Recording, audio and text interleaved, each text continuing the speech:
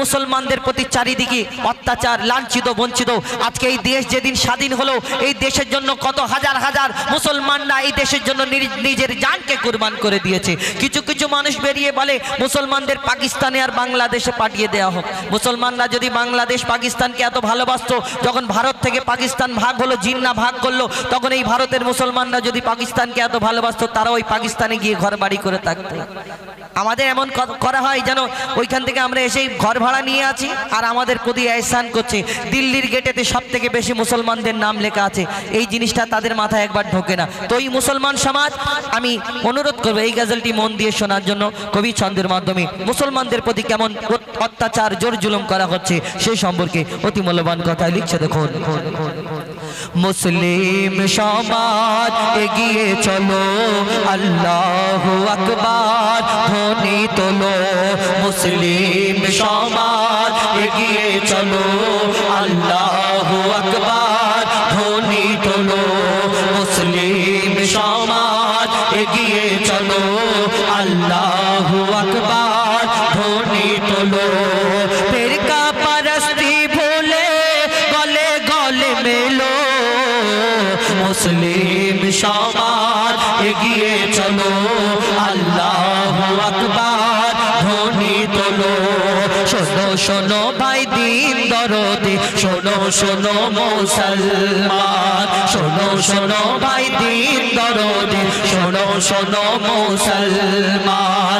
আর অবহেলা করো না, এক কাতারে এসো না, করে যদি কেউ জুলুম তাকে ছেড়ে কথা বলবো না, মোরা ছেড়ে কথা বলবো না। মুসলমানের উপর হাত তুলিলে, মুসলমানের উপর হাত তুলিলে হাত ভেঙে ফেলো। মুসলিম সমাজ এগিয়ে চলো, আল্লাহু আকবার ধ্বনি তোলো। মুসলিম সমাজ এগিয়ে চলো, আল্লাহু আকবার ধ্বনি তোলো। আজকে চারিদিকে একটাই ফিতনা, মুসলমান এই করেছে। দেখবেন ট্রেনে বাসে একটা টুপিওয়ালা, পাঞ্জাবিওয়ালা, দাড়িওয়ালা যদি কোনো ছেলেকে, মাদ্রাসার ছেলেকে দেখা যায়, দেখবেন কিছু ভদ্রলোক আছে মুসলমানদের দিকে একটু নাক শেরকায়, পিছন হাঁটে। কেন? মুসলমানদের গায়ে দুর্গন্ধ লেগে আছে, খারাপ কিছু লেগে আছে, ওই কারণে মুসলমানদের থেকে আমরা পিছনে হাঁটি। কবি ছন্দের মাধ্যমে সেই সম্পর্কে আরো কি লিখছে দেখুন। চারিদিকে ফিতনা চেয়ে দেখে না, ওরে ভাই ঈমানওয়ালা, যে যতই করুক না দোষ এটাই আফসোস, দায়ী হয় কলমাওয়ালা। চারিদিকে ফিতনা চেয়ে দেখে না, ওরে ভাই ঈমানওয়ালা, যে যতই করুক না দোষ এটাই আফসোস, দায়ী হয় কলমাওয়ালা। চারিদিকে মরছে মুসলিম গো, চারিদিকে মরছে মুসলিম, চারিদিকে মরছে মুসলিম, কত মরবে বলো। মুসলিম সমাজ এগিয়ে চলো, আল্লাহু আকবার ধ্বনি তোলো। মুসলিম সমাজ এগিয়ে চলো, আল্লাহু আকবার ধ্বনি তোলো। আর কি দেখা যায় কবি ছন্দের মাধ্যমে আরো কি লিখছে দেখুন। হচ্ছে মবলিং প্রতিদিন এ দেশের কোনায় কোনায়, গো হত্যার বাহানায় মানুষ মারা হয় জালিম বাদশার জামানা। হচ্ছে মবলিং প্রতিদিন এ দেশের কোনায় কোনায়, গো হত্যার বাহানায় মানুষ মারা হয় জালিম বাদশার জামানায়। মরছে বেগলু আখলা কিতাব রে গো, মরছে বেগলু আখলা কিতাব রে, মরছে বেগলু আখলা কিতাব রে, আর কত মরবে বলো। মুসলিম সমাজ এগিয়ে চলো, আল্লাহু আকবার ধ্বনি তোলো। মুসলিম সমাজ এগিয়ে চলো, আল্লাহু আকবার ধ্বনি তোলো। সময় এনআরসির ভয় দেখায়, কোনো সময় আবার কত কি ভয় দেখানো হয়। মুসলমানদের এখানে পাঠিয়ে দেওয়া হবে। আমরা শুনে রাখো, যারা এই কথা বলে এদের তো এই দুনিয়াতে অস্তিত্ব ভারতের মধ্যে থাকবে না। আমরা এই ভারতের এই দুনিয়াতে ভারতের মধ্যে জন্ম নিয়েছি, ভারতের মাটিতে, আর আমরা মরে গেলেও এই আমাদের লাশটাকে ভারতের মাটিতে দাফন করা হবে। এটাই মুসলমানের পরিচয়। আমরা ভারতবাসী মুসলমান, এই ভারতের মুসলমানের এটাই পরিচয়। অন্য জনা তো যারা ওই রকম কথা বলে বেশিরভাগ ও তো পুড়িয়ে ছাই করে নদীতে ফেলে দেবে, কোন দেশে চলে যাবে আল্লাহ জানে। এই দুনিয়াতে আমরা সত্যি ভারতবাসী, এটাই তার প্রমাণ, তাই না? কবি ছন্দের মাধ্যমে আরো কি লিখছে দেখুন। দেখাই এনআরসির ভয়, শোনো সবাই মুসলমান ভয় করে না। বাংলাদেশি মোরা নয়, পাকিস্তানি নয়, ভারত ছেড়ে কোথাও যাব না। দেখাই এনআরসির ভয়, শোনো সবাই মুসলমান ভয় করে না। বাংলাদেশি মোরা নয়, পাকিস্তানি নয়, ভারত ছেড়ে কোথাও যাব না। জন্ম নিলাম এই মাটিতে,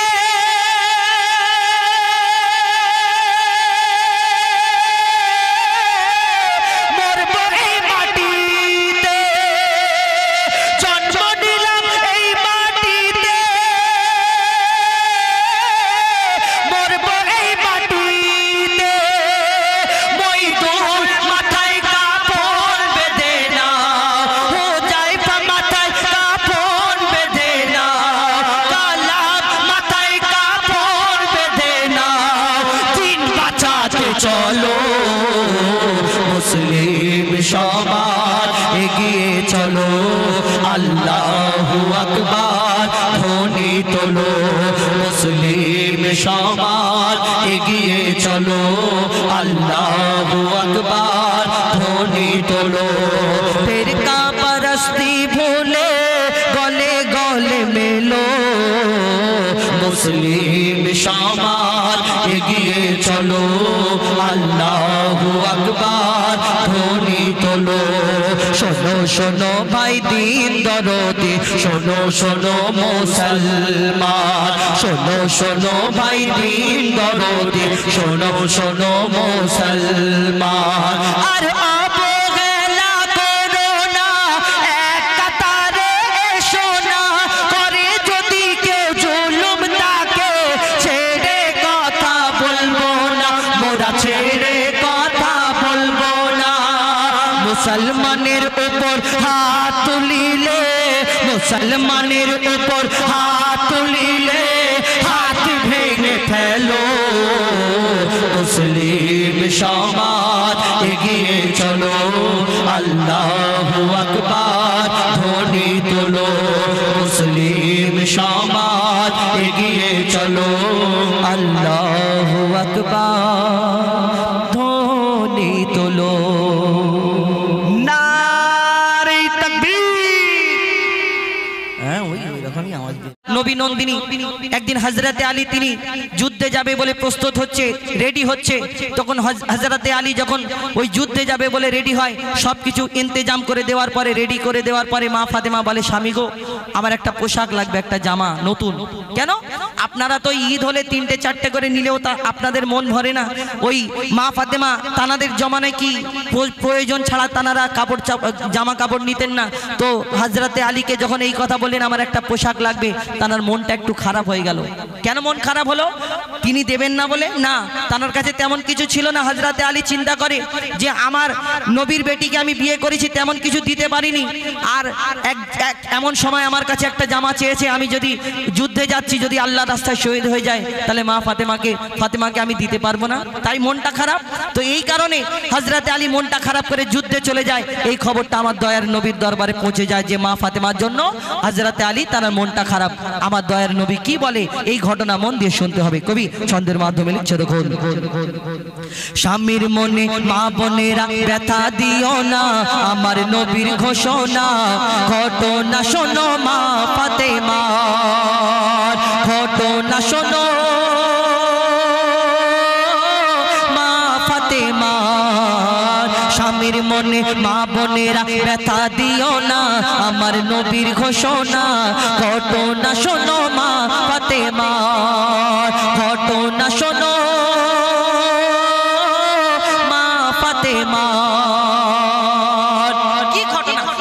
ছন্দের মাধ্যমে লিখছে দেখুন, যুদ্ধ করতে যাবে আলী হাতে নিল তলোয়ার, মা ফাতেমা স্বামীর কাছে করলো এমন আবদার, মা ফাতেমা স্বামীর কাছে করলো এমন আবদার, যুদ্ধ থেকে ফেরার পথে আসবে যখন ঘরে, একটি নতুন কাপড় কিনে আনবে আমার তরে, একটি নতুন কাপড় কিনে আনবে আমার তরে।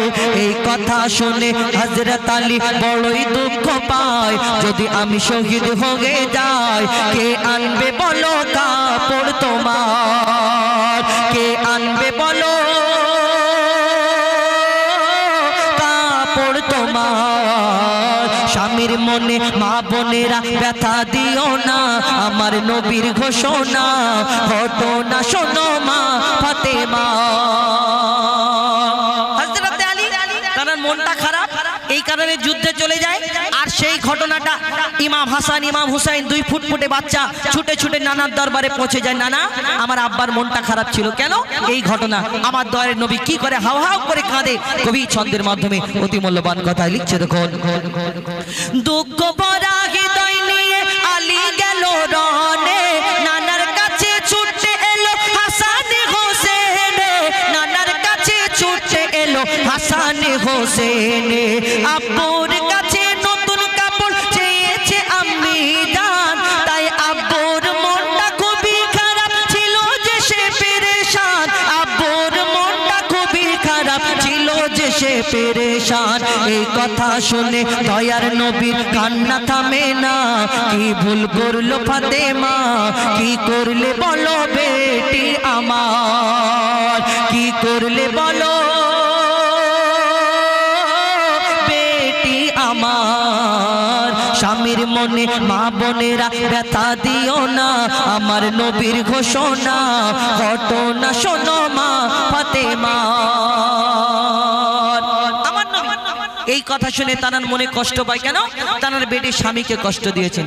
আপনারা এখন আগেকারের যুগ আর এখন ডিজিটাল যুগ, আগেকারের আমরা দেখেছি ওই দাদিদের জমানায় যদি স্বামীরা বাইরে থেকে কাজ করে ফিরে আসতো, তার যা লাগতো একটু গাটা মুছিয়ে দিত, গামছা দিয়ে হাওয়া বাতাস করতো, পানির পাত্রটা সামনে ধরিয়ে দিত। এখন ডিজিটাল যুগ, মা বোনেদের ক্ষমতা বেড়ে গেছে, আস্তে আস্তে আরো বাড়বে, এরপরে আর নিচে থাকবে না, সব উপরে চলে যাবে।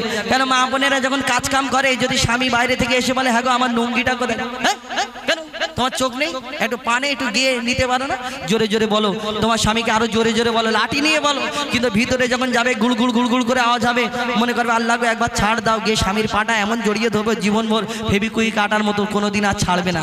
মনে করবে এরকম ভাবছেন যে আল্লাহ আবার আপনাকে পাঠাবে, শুধু খালি আওয়াজ হবে গুড়গুড় করে। কবি ছন্দের মাধ্যমে মা ফাতেমা তিনি যখন ওই আমার দয়ার নবী কষ্ট পেলেন, আর আমার দয়ার নবী আমার মা ফাতেমার ঘরে প্রত্যেক দিন আসতেন, খবর নিতেন, কিন্তু একদিন হয়ে গেল, দুদিন হয়ে গেল, 3 দিন হয়ে গেল, মা ফাতেমার বাড়ি আমার দয়ার নবী আসে না। চিন্তা করে কি ব্যাপার, আমার আব্বা যদি আমাকে না ছেড়ে, আমাকে না দেখে না থাকতে পারে, তাহলে আমার আব্বা কেন আসে না? ছুটে ছুটে মা ফাতেমা আমার দয়ার নবীর দরবারে যায়। কি হয় কবি ছন্দের মাধ্যমে আরো কি লিখছে দেখুন, যার মুখ না দেখে ঘুমাতো না দয়ার নবীজি আমার, যার মুখ না দেখে ঘুমাতো না দয়ার নবীজি আমার, রাতের পরে রাত কেটে যায় মুখ দেখে না ফাতেমার, রাতের পরে রাত কেটে যায় মুখ দেখে না ফাতেমার। মা ফাতেমা ছুটে এলো আব্বা জানের কাছে, তবু বেটির মুখ দেখে না পেছন ফিরে আছে, তবু বেটির মুখ দেখে না পেছন ফিরে আছে।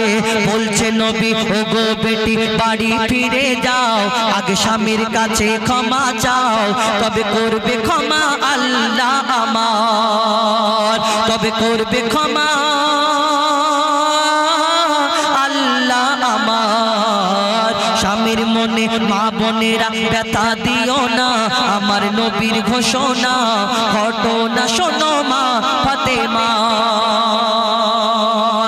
শেষ শেষ কথা। হযরত আলী যখন ওই মা ফাতেমাকে এই কথা বললেন, মা ফাতেমা ছুটে ছুটে নিজের ঘরে পৌঁছে যায় কাঁদতে কাঁদতে, আর চিন্তা করে হ্যাঁ আমার স্বামীর মনে কষ্ট দিলাম বলে আমার আব্বা কষ্ট পেয়েছে, আমার আল্লাহ তাআলা আমার উপরে নারাজ। মা ফাতেমা দরজা বন্ধ করে হেলান দিয়ে বসে আছেন কখন আমার স্বামী আসবে, যতক্ষণ না আমি ক্ষমা চাইবো। আর এখানে রাগ হলে তো আমরা যতক্ষণ না স্বামী এসে কথা বলবে আমিও বাপের বেটি কথা বলবো, বলি না? কিন্তু মা ফাতেমা তিনি চিন্তা করে আমার স্বামী কখন আসবে। একটা সময় হযরত আলী ঘরে যখন ঢোকে তখন মা ফাতেমা সবকিছু রেডি করে দিয়ে তার পা দুটোকে ধুইয়ে দিয়ে পা দুটোকে জড়িয়ে ধরে কাঁদতে থাকে, আহা স্বামী আপনাকে কষ্ট দিয়েছি তাই আমার আব্বা আমার প্রতি কষ্ট। তা হযরত আলী এই কথা শুনলে বলে আমি কি এই কারণে কষ্ট পেয়েছি, আমার কাছে নেই বলে কষ্ট পেলাম, চলো। তখন হযরত আলী তার ওই মা ফাতেমা ইমাম হাসান ইমাম হুসাইনকে নিয়ে সেখানে পৌঁছে যায় দয়ার নবীর দরবারে। আর আমার নবী কি বলতে থাকে কবি ছন্দের মাধ্যমে লিখছে দেখুন। যুদ্ধ হতে হযরত আলী এলো যখন ঘরে, যুদ্ধ হতে হযরত আলী এলো যখন ঘরে, চাইছে ক্ষমা মা ফাতেমা পা দুটোকে ধরে, চাইছে ক্ষমা মা ফাতেমা পা দুটোকে ধরে, ক্ষমা করে দাও আমারে আর করব না এমন ভুল, তোমার মনে ব্যথা দিলে ব্যথা পাবে খোদার রাসূল, তোমার মনে ব্যথা দিলে ব্যথা পাবে খোদার রাসূল। আলী ফাতেমা হাসান হোসেন নবীর কাছে যায়, নবী মোর দেখে শান্তি পায়, এমন ভুল কখনো করো না গো আর, এমন ভুল কখনো করো না গো আর, স্বামীর মনে মা বোনেরা ব্যথা দিও না, আমার নবীর ঘোষণা ঘটনা শোনো মা ফাতেমা। এই উম্মাতে শিক্ষার জন্য দয়ার নবী কি বলে, কবির নাম কবি লিখছে দেখুন। বলছে নবী আল আরাবী শোনো বেটি ফাতেমা, আলী যদি আজ তোমাকে না করি তো ক্ষমা, আলী যদি আজ তোমাকে না করি তো ক্ষমা, আমি তোমার আব্বা তোমাকে ক্ষমা করতাম না, স্বামীকে যে দুঃখ দেবে আমি তাকে চিনব না, স্বামীকে যে দুঃখ দেবে আমি তাকে চিনব না। কেমন শিক্ষা দিয়ে গেল নবী দো জাহান, শুনে রাখ মঈদুল ইসলাম, ভুল ছিল না মা ফাতেমা, ভুল ছিল না মা ফাতেমা। স্বামীর মনে মা বোনেরা ব্যথা দিও না, আমার নবীর ঘোষণা ঘটনা শোনো মা ফাতেমা, ঘটনা শোনো মা ফাতেমা। শুনুন পরবর্তী শিল্পী কমেডি গ্রামবাসীদের নিয়ে আমি গাইব, তার আগে একটি পবিত্র নাতে রাসূল আমার প্রিয় কবি গুলজার সিপাহীর লেখা, কবি ছন্দের মাধ্যমে লিখছে দেখুন। আল্লাহু আল্লাহু আল্লাহ বলে আমল ভরে নাও দিলে, আর কথা কওয়া কোরআন দেখে নাও মায়া মিনার কোলে, আল্লাহু আল্লাহু আল্লাহু আল্লাহ বলে আমল ভরে নাও দিলে, কথা কওয়া কোরআন দেখে নাও মায়া মিনার কোলে। আল্লাহ রাসূলকে বলছে কথা কওয়া কোরআন, তাই বলছে আল্লাহু আল্লাহ বলে আমল ভরে নাও দিলে, কথা কওয়া কোরআন দেখে নাও মায়া মিনার কোলে, আল্লাহু আল্লাহু আল্লাহ বলে গো। তারপর প্রথম ছন্দে অতি মূল্যবান কথাই কবি লিখছে দেখুন। আব্দুল্লাহর হলো সে জানে জিগার, আব্দুল্লাহর হলো সে জানে জিগার, দুঃখিনী আমিনার সে নূরে নজর, হালিমা নিয়ে কোলে উঠিল যে বলে আহা কি সুরত আল্লাহু আকবার গো, জান্নাত যেন দাই হালিমার, জান্নাত যেন দাই হালিমার, আর কুড়েতে এলো চলে, আল্লাহু আল্লাহু আল্লাহু আল্লাহু আল্লাহ বলে আমল ভরে নাও দিলে, কথা কওয়া কোরআন দেখে নাও মায়া মিনার কোলে আল্লাহ আল্লাহ বলে গো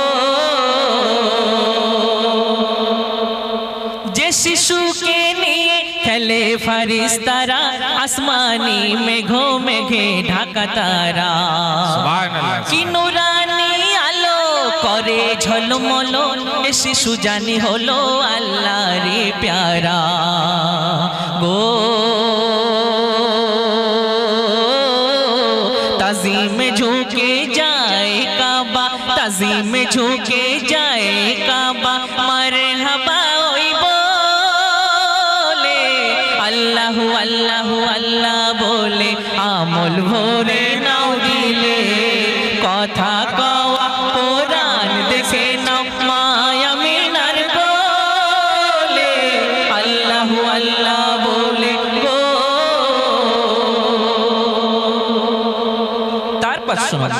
আল্লাহ রাসূলের মুজিজা কেমন ছিল বলছে শুনো মুজিজা দেখো দেখে কিছু শেখো কিভাবে নবী দিলেন সবরের পেহচান ডান দুধ খেলো বামে ছেড়ে দিল কেন কেন করলো না সে দুধ ভাবো পান মুজিজা দেখো দেখে কিছু শেখো কিভাবে নবী দিলেন সবরের পেহচান দুধ খেলো বামে ছেড়ে দিল কেন করলো না সে দুধ ভাবো পান গো কেন দুধ ভাইয়ের হক ছেড়ে রেখেছে দুধ ভাইয়ের হক ছেড়ে রেখেছে যায়নি সে কথা ভুলে আল্লাহ আল্লাহ আল্লাহ আল্লাহ আল্লাহ বলে আমল ভরে নাও দিলে কথা কওয়া কোরআন দেখে নাও মায়া মিনার কোলে আল্লাহ আল্লাহ বলে গো তারপর বলছে শুনো আল্লাহ জানে এ ভেদের মানে কেন কি কারণে এটা ওই হলো শিশু নবী খেলে ফারিস্তা আসে চলে সিনা চাক করে তারা ওই গেল গো সব কিছু মর্জি এলাহির সব কিছু মর্জি এলাহির মুহূর্তে যায় ফলে আল্লাহ আল্লাহ আল্লাহ বলে আমল ভরে নাও দিলে কথা কওয়া কোরআন দেখে নাও মায়া মিনার কোলে আল্লাহ আল্লাহ আল্লাহ বলে গো শেষ কথা শেষ ছন্দে আমার প্রিয় কবি কবি গুলজার সিপাহী সাহেব নিজে নিজেকে কি নসিহত দিচ্ছেন বলে কবি গুলজার কলমেতে আজ তার আমি না হালিমার কি করি বর্ণনা বলে কবি গুলজার কলমেতে আজ তার আমি না হালিমার কি করি বর্ণনা নূর নবী মুস্তাফার দোনো জাহানে আর বলে নুরুদ্দিন এমন হবে না গো মোহাম্মদি খুশবু রয়েছে মোহাম্মদি খুশবু রয়েছে দুনিয়ার প্রতি ফুলে আল্লাহ আল্লাহ আল্লাহ বলে আমল ভরে নাও দিলে কথা কওয়া কোরআন দেখে নাও মায়া মিনার কোলে আল্লাহ আল্লাহ আল্লাহ আল্লাহ আল্লাহ বলে গো গো গো গো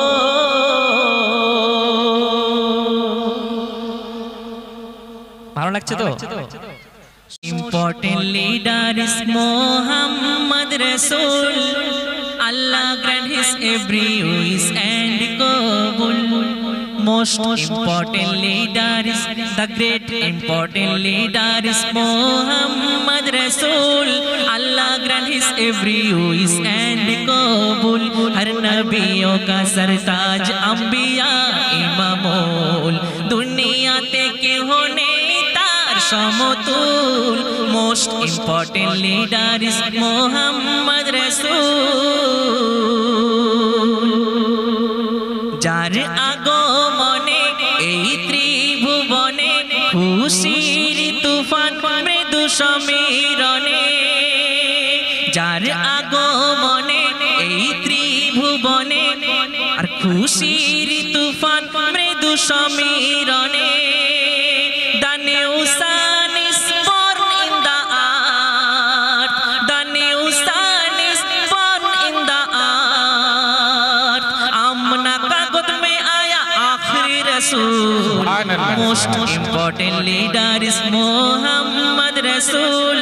Allah grant his every wish and qabul. তারপর অতি মূল্যবান কথা আরো কি লিখছে দেখুন যার মিষ্টি মধুর মুখে বাণী শুনে কাফের বেদিন যারা ঈমান আনে Our prophet is honest, perfect and sure. His all ummah will get success and sure. Our prophet is honest, perfect and pure. His all ummah will get success and sure. जिनके लिए कुरान उतारा जिनके लिए कुरान उतारा पाक रबूल जिनके लिए कुरान उतारा पाक रबूल की ना करना तुम ना सीखो बताया बिल्कुल most important leader is Muhammad Rasul Allah grand his every wish and कबूल हर नबियों का सरताज अंबिया इमामुल दुनियाते के होने तार समतुल most important leader is Muhammad Rasul এই গজলটি পুরো সং মানে গাওয়া সম্ভব নয় সংক্ষেপে জাস্ট টাচ করলাম এবার আমি পুরো একটি কালাম গাইবো একটি ঘটনামূলক গালাম এই গজলটি খুব মন দিয়ে শুনবেন আগামী কাল হাসরে বান্দা মানে আল্লাহর সঙ্গে বান্দার যে হক গরহকের যে ব্যাপারটা আমরা আল্লাহর হক চাইলে আমরা প্রত্যেকে আল্লাহ চাইলে আল্লাহর হক আল্লাহ মানে মিটে দিতে পারেন কিন্তু বান্দার হক কখনোই মেটানো সম্ভব না যদি না সেই বান্দা না ক্ষমা করেন নিজ মন থেকে তো তাই সেই সম্পর্কে আল্লাহ এবং বান্দার গরহক সম্পর্কে হক এবং গরহক সম্পর্কে আমার শ্রদ্ধেয় কবি বনিয়ামিন সাহেবের কিছু মূল্যবান কথা কবি ছন্দের মাধ্যমে তুলে ধরেছেন মনোযোগ আকর্ষণ করবেন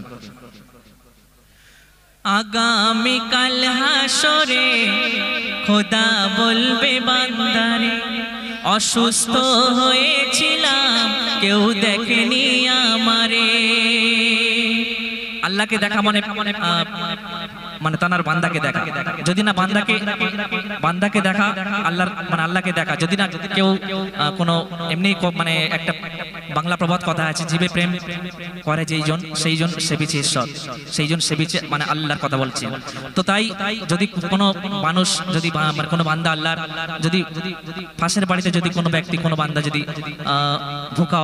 অভুক্ত অবস্থায় থাকে কিংবা কোনো রোগ সজ্জায় থাকে যদি আমরা নিজ দায়িত্ব সহকারে যদি না সেইগুলোকে মানে দেখি মেনটেন করি তাহলে সেই দায়ভার কিন্তু আমাদের একদিন নিতে হবে সেই হাসরের ময়দানে তাই সেই সম্পর্কে বলছে দেখুন আগামী কাল হাসরে খোদা বলবে বান্দারে অসুস্থ হয়েছিলাম কেউ দেখেনি আমারে আগামী কাল হাসরে খোদা বলবে বান্দারে অসুস্থ হয়েছিলাম কেউ দেখেনি আমারে আমার করলো না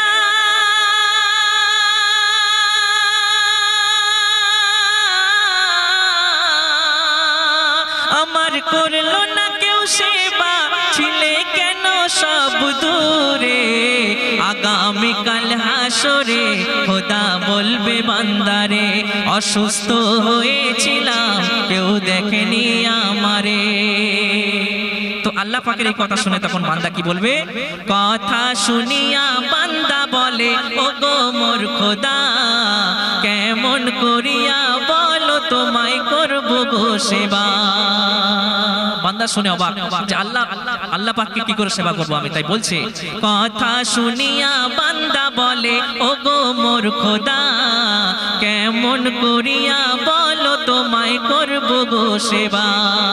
খুব ধ্যান দিয়ে শুনবেন গাজেট, মানে কথাগুলো ফলো করবেন তাহলে বুঝবেন। আর তখন আল্লাহ পাক সেই বান্দাকে লক্ষ্য করে কি বলবে?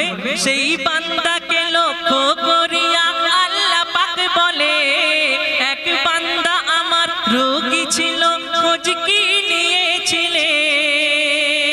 আর যদি করতে সে বাতারে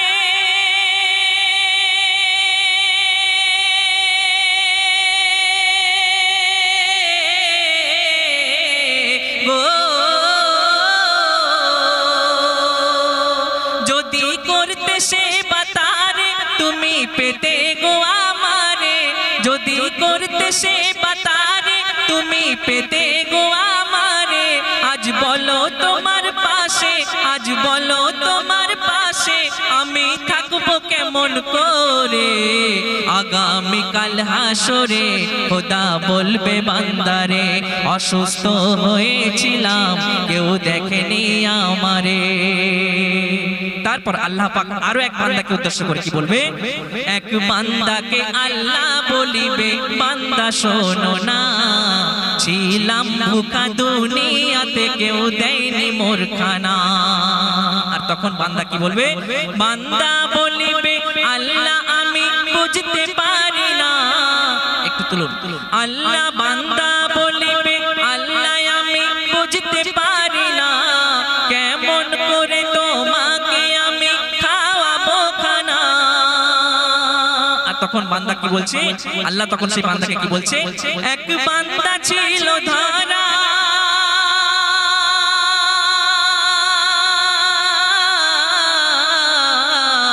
গো, এক বান্দা ছিল ধরায়, সে ছিল বড় ভুখায়। আর যদি খানা তার খাওয়াতে, যদি খানা তার খাওয়াতে তুমি পেতে গো আমারে, আগামীকাল হাসরে খোদা বলবে বান্দারে, অসুস্থ হয়েছিলাম কেউ দেখেনি আমারে। তারপর আরো এক বান্দা আসে আল্লাহর কাছে, এসে তখন কি বলবে, কি চাইবে দেখুন। এক বান্দা খোদার কাছে এসে চাইবে গো পানি। আর কি বলবে? নিরাশ করো না ও গো খোদা, ফাটে বুকখানি। আর তখন আল্লাহ কি বলবে? আল্লাহ বলিবে, বান্দা শোনো বলি আজ তোমায়, এক বান্দাকে দেখেছিলে সে ছিল পিপাসায়, আর তারে দাওনি তুমি পানি।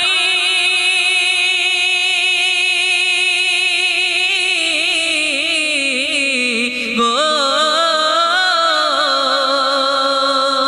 তারে দাওনি তুমি পানি, করনি মেহেরবানি। যদি পানি দিতে তারে, যদি পানি দিতে তারে তুমি পেতে আজ আমারে, আগামীকাল হাসরে খোদা বলবে বান্দারে, অসুস্থ হয়েছিলাম কেউ দেখেনি আমারে। শেষ কথা, শেষ ছন্দে মানুষ মানুষের প্রতি হক কতটা কেমন কি সেই সম্পর্কে শেষ কথায় কবি লিখছে দেখুন।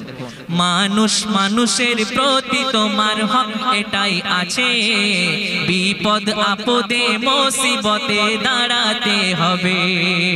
মানুষ মানুষের প্রতি তোমার হক এটাই আছে, বিপদ আপদে মুসিবতে দাঁড়াতে হবে। আর কর্ম যেমন ওই করবে তুমি ফল পাবে সেথায়, হিসেব করে বুঝে চলো ক্ষণিকের দুনিয়ায়। আসে যদি কেউ দাঁড়ে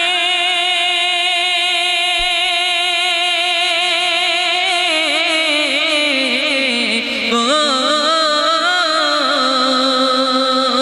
আসে যদি কেউ দাঁড়ে দিও না তার তাড়িয়ে, নইলে বনি আমিন শোনো, নইলে বনি আমিন শোনো, আর নইলে বনি আমিন শোনো, কি বলবে কাল বিচারে, আগামীকাল হাসরে খোদা বলবে বান্দারে, অসুস্থ হয়েছিলাম কেউ দেখেনি আমারে, আমার করলো না